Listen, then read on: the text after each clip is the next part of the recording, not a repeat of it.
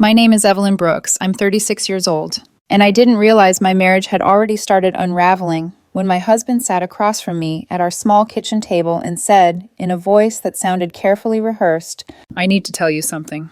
We had been married for 7 years, together for almost 10. Nothing dramatic, no screaming matches, no broken plates, just a quiet life built on routines, shared grocery lists, used cars, late-night reruns, and the assumption that love, once chosen, would simply hold. I worked full-time as an HVAC systems coordinator, not glamorous, but stable. Numbers, schedules, systems, order. My husband, Mark, worked part-time at a boutique clothing store. He liked people, liked flexibility, liked being liked. We rented a modest 2-bedroom apartment, nothing fancy, but it was ours. And then my father died, 14 months ago. Heart disease, long decline, the kind that stretches grief thin before snapping it in half. My dad wasn't just my father, he was my anchor. The man who taught me how to fix a leaky pipe, how to read a contract, how to trust slowly. When he passed, he left me everything. His house paid off, his savings, a life insurance policy. After selling the house and consolidating everything, the number landed at $487,000.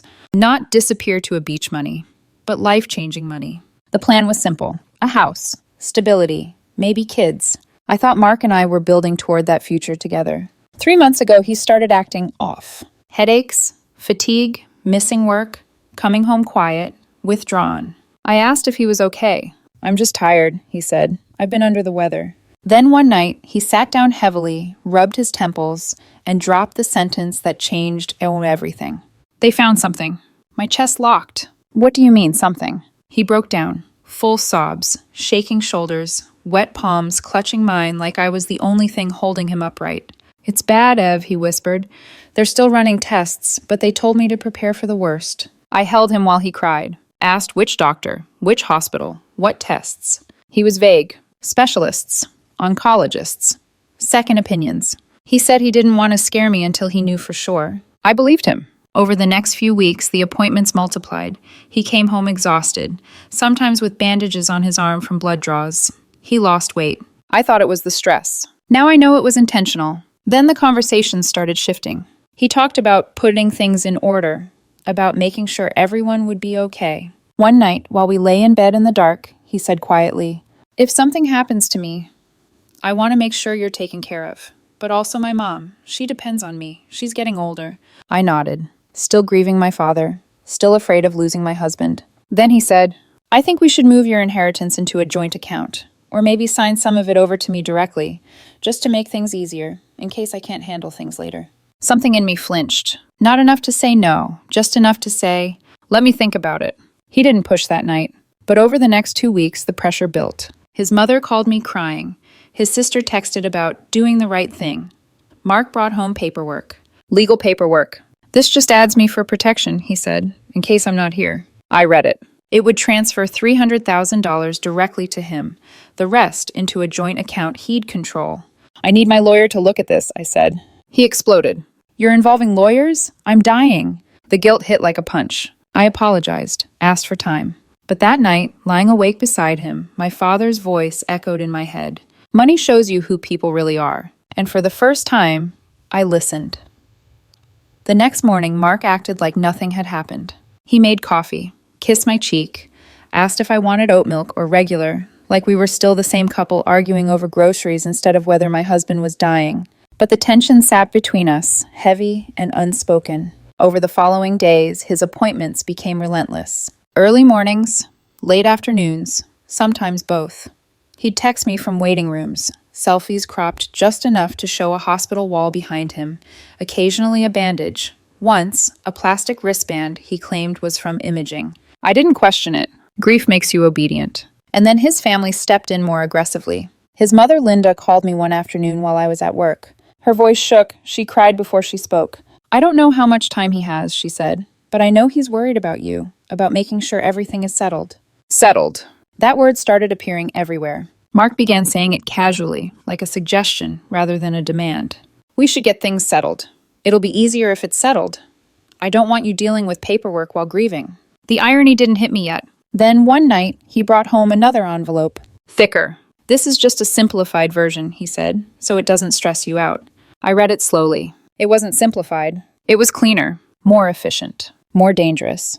I need time, I said again. That's when he accused me of not trusting him. You think I'd steal from you? You think I'd lie about this? His voice cracked in exactly the right places, and I hated myself for doubting him, but something didn't add up. The timelines were messy, the hospitals changed, the doctors had no names, and one night, after he fell asleep early, I sat alone on the couch and realized something that made my stomach drop. He had never once said the name of a diagnosis. Just something. Just bad. That night, while the shower ran and steam filled the bathroom, I did something I never thought I'd do. I checked his phone. I told myself I was just looking for appointment reminders. Instead, I found messages from his mother. Linda, did she sign yet? Mark, not yet. She's hesitating. Wants a lawyer involved. Linda, push harder. Use the headaches again. Maybe faint or something. Mark, I'm trying. She's suspicious. Linda, we didn't come this far for nothing. Get it done before she figures it out. My hands started shaking. I kept scrolling. Messages with his sister. Planning. Coaching. Timing. They'd been talking about this before my father even died.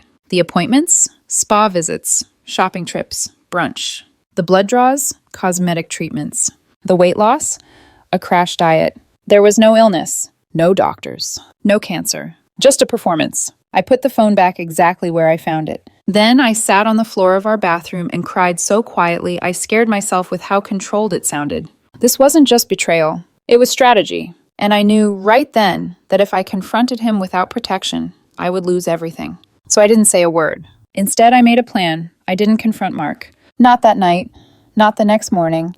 Not even when he kissed my forehead before leaving for another scan and said, I love you. Whatever happens, we'll be okay. I smiled back. That was the hardest part, realizing I could still smile at someone who had just used my grief like a weapon. Instead of confronting him, I started documenting him. Quietly, methodically, the way my father taught me to handle anything that mattered. First, I backed up the messages. Every text between Mark and his mother, every message with his sister, dates, times, screenshots saved to a cloud account he didn't know existed. Then I pulled our bank statements. I highlighted the days he claimed to have medical appointments. Those same days showed charges at nail salons, clothing stores, restaurants, a spa 40 minutes from the oncology center he mentioned once and never named again. My stomach clenched tighter with every match. Next, I searched the apartment. I found the medical paperwork in his nightstand. Printed forms, generic headers, no hospital logos, no physician names. A quick search online confirmed what I already suspected. They were templates. Anyone could download them. That night, I slept beside him and barely closed my eyes. The next morning, while he was out meeting a specialist, I called my father's estate lawyer. I hadn't spoken to him since the inheritance was finalized. When I explained what was happening, he went silent. Then he said carefully, "Do not sign anything." I exhaled. "Second," he continued, "you need to move that money somewhere your husband can't touch it, immediately." "A trust?" I asked. "Yes, an irrevocable trust. And name someone you trust as trustee." I didn't hesitate. "My younger brother." "Good," he said. "Third, document everything. If this becomes legal, and it will, evidence will matter." I spent the next week moving like a ghost in my own marriage, smiling, nodding, listening to Mark talk about fatigue and fear and how brave he was trying to be.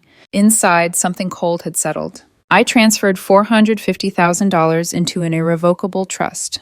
The remaining $37,000 stayed in my personal account for legal fees and survival. Then I filed for divorce. My lawyer advised serving him somewhere semi-public. "People who lie this deeply," she said, "often lash out when exposed."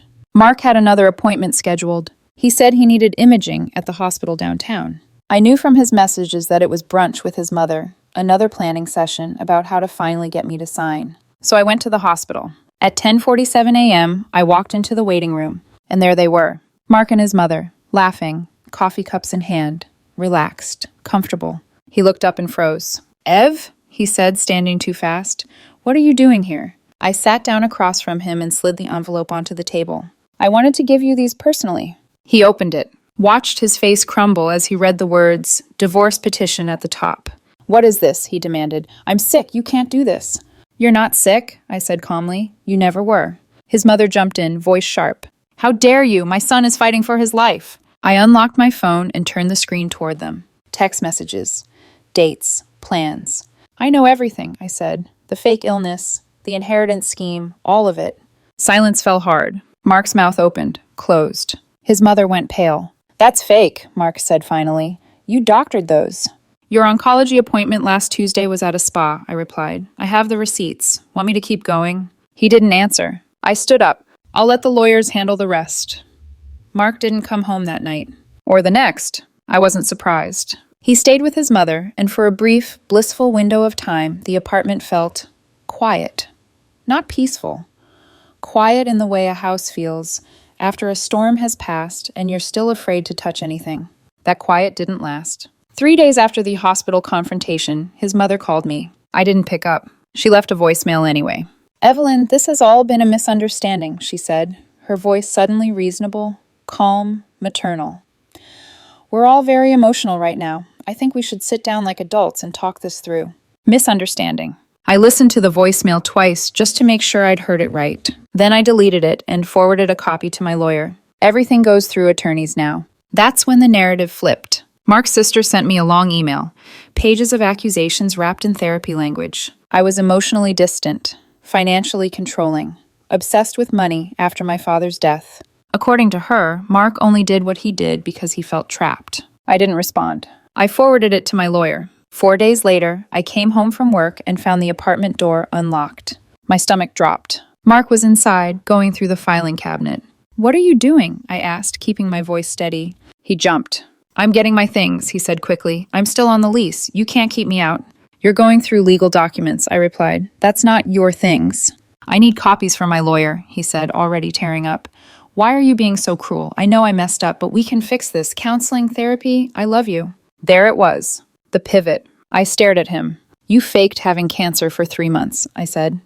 You involved your entire family. You tried to steal my inheritance.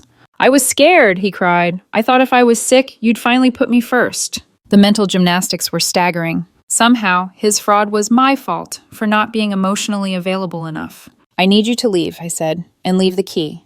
I'm not leaving until we talk. So I called the police, non-emergency. I explained the situation calmly. They sent an officer who explained, just as calmly, that Mark needed to leave and that any disputes would be handled through legal channels. He left crying. He also left yelling in the hallway, loud enough for the neighbors to hear, about how I was throwing him out on the street and how everyone would know what kind of woman I really was. I changed the locks that night, worth every dollar. Then came the legal counterattack. Mark's lawyer sent a letter claiming the trust was a fraudulent conveyance, that I moved the money to keep it from him during the divorce. My lawyer laughed. They have to prove he had a legitimate claim, she said. He doesn't. If anything, he committed fraud. She suggested a countersuit. Fraud. Intentional infliction of emotional distress. I agreed. That's when extended family started whispering. A cousin of Mark's texted me privately. Not taking sides, but you should know. His mom is telling everyone you're mentally unstable, that you made up the fake illness story because you couldn't handle him being sick. I sent the cousin a handful of screenshots. Nothing dramatic, just enough. She replied 20 minutes later. Oh my God, I had no idea. I'm so sorry. The first court hearing was scheduled for 6 weeks later, and I was ready. Court was yesterday. And somehow, even after everything, I still wasn't prepared for how surreal it would feel to watch my marriage reduced to exhibits, timestamps, and sworn statements. Mark showed up looking fine. No fatigue, no frailty, no trace of the man who had once cried in my arms about preparing for the worst. His hair was styled, his suit pressed. His mother and sister sat behind him, eyes fixed on me like I was the villain in their story. His lawyer went first. She painted a picture of a troubled marriage, of a wife obsessed with money after her father's death, of a husband so desperate for attention that his health concerns had spiraled. She argued the inheritance should be considered marital property. Then my lawyer stood. She didn't raise her voice. She didn't need to. She presented timestamped text messages showing months of premeditated fraud, credit card statements proving medical appointments were salons, restaurants, and spas, fake medical documents downloaded from a public template site, a sworn statement from a private investigator confirming no medical records existed for Mark at any hospital or oncology center, messages from his mother coaching manipulation tactics, feint if necessary. The judge's expression changed, slowly, visibly. Mark testified next. He talked about fear, about neglect, about how the story got away from him. My lawyer cross-examined. You testified the illness story got away from you. Can you explain? I started saying I wasn't feeling well, Mark said. People were concerned. I didn't want to disappoint them. People like your mother? My lawyer asked. Who texted you to push harder and faint if necessary? Objection. Overruled. What exactly was she supporting? My lawyer continued. Your fake illness, or your attempt to have your wife sign over $300,000. Silence. The judge had heard enough. Her ruling was clear. The inheritance was separate property. The trust was valid and untouchable. My countersuit for fraud and emotional distress could proceed. Mark was ordered to vacate any claim to our apartment and cease contact outside legal channels. Mark's mother shouted from the gallery. The judge shut her down instantly. After court, Mark's sister followed me into the parking lot. You're going to regret this, she snapped. He gave you 7 years of his life. He spent 3 months pretending to die to steal my dead father's money, I replied. I think we're even. 3 months later, it was over. The divorce was finalized. Mark walked away with his personal belongings, his car, and $4,200 from our shared account. I kept everything else. The countersuit resulted in a $15,000 judgment against him and an order to cover 40% of my legal fees. He couldn't pay. His mother did. I bought a small house 2 weeks later. Nothing fancy. 2 bedrooms, a yard just big enough for a chair and quiet mornings. I put my dad's old recliner in the living room. It's ugly, worn, smells faintly like motor oil and aftershave. And it's perfect. I started therapy, not because I was broken, but because 7 years of my life turned out to be a lie. And that deserves to be processed with care. Do I regret going so hard? No. Mark didn't just lie. He weaponized grief. He used love as leverage. He mistook my trust for weakness. And when people show you who they are, especially when they think you aren't watching, you believe them. The trust is intact. The chapter is closed. And for the first time in a long time, my future feels like it belongs to me again. As I walked away, Mark grabbed my arm. Please, he whispered. I panicked. I was scared about our future. You pretended to die, I said, pulling free. That's not panic. That's a con. And I left him there. For the first time since my father died, I felt something stronger than grief. Clarity.